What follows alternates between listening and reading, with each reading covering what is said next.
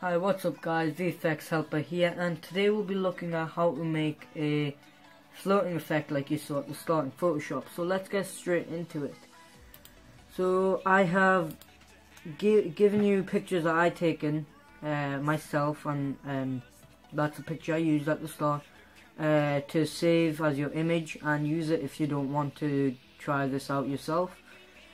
So I've given you two images, one with nothing in the shot and one with me on a stool in the shot.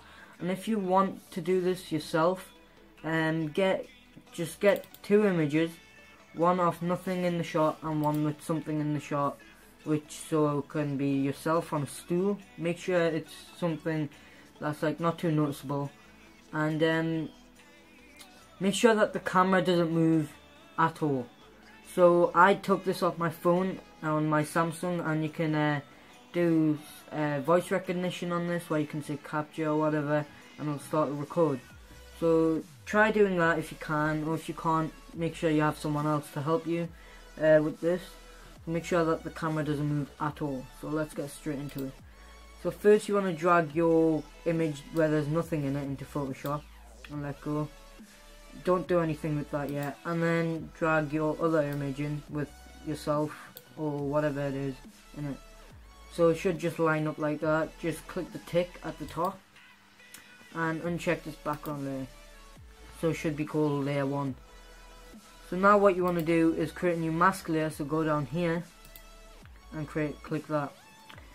So when you do that, make sure your colors here on the side that are black and white. And if they're different colours, change them to black and white. So then you want to hit on the eraser tool and start zoom in if you want. Oh, actually one sec. Go onto your eraser settings and change your hardness to about 80. So once you've got that, I would also like to point out, try not to do this outside. If you want to, that's fine.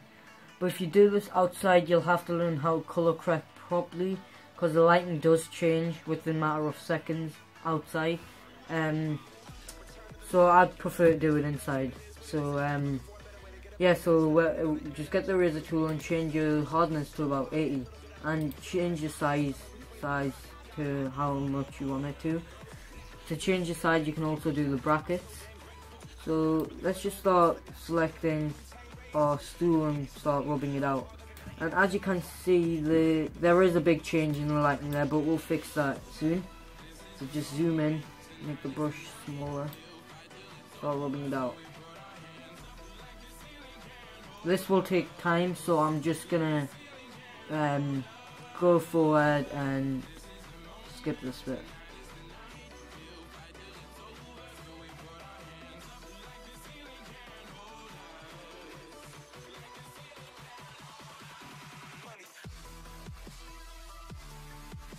And just a quick point out, if you are using my image, and as you can see I'm wearing a necklace and it's dangling down, so try not to get rid of any of the string on the necklace or the necklace itself, otherwise people can't zoom in and notice your image. So just try working around it the best you can. So I'm going to carry on fast forwarding this so it's quicker.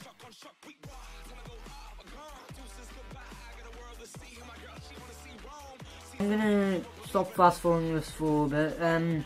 As you can see, I've started working my way around the left hand side of the image from where I am, and just rubbing out all of the bits. When you rub out anywhere on the screen, you can see it lightens up. That's because the lighting has changed inside. So keep your lighting as similar as possible. Try not to make it change. I don't know why I did that. It's not that noticeable though, but you can easily fix that by just rubbing out everywhere else where you are not in the image, if you know what I mean. Yeah, so I'm just going to fast forward it again and remove the other leg of the stool.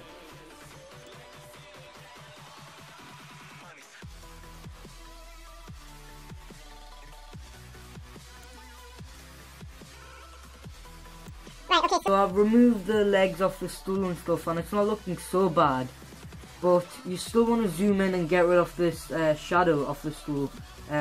between my necklace. So try doing this as careful as possible. But if you do what I just did there by an accident, you can either do Control Z if you don't do any other changes where using the eraser tool, or if you did that, you can use the clone stamp tool, as I showed you how to use in the other tutorial.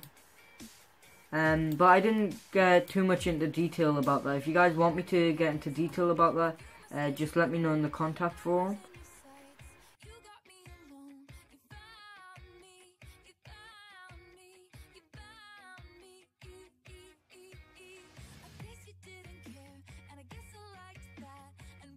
Doing this quick to show you guys how to do this tutorial. I don't want to make my tutorials too long, but if you can and you've got the time, try taking your time on this, even if it's just one picture that you're editing.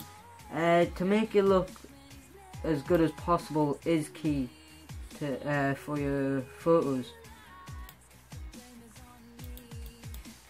Right, okay, so yeah, I have done that roughly, but when you're out, it's not that noticeable. But yeah, see here how I've got dark patch here and light patch here. Just make your eraser size bigger and just start quickly drawing around everywhere else. Don't click on my hand if you're using my image like that. So let me just Control Z and do that again real quick.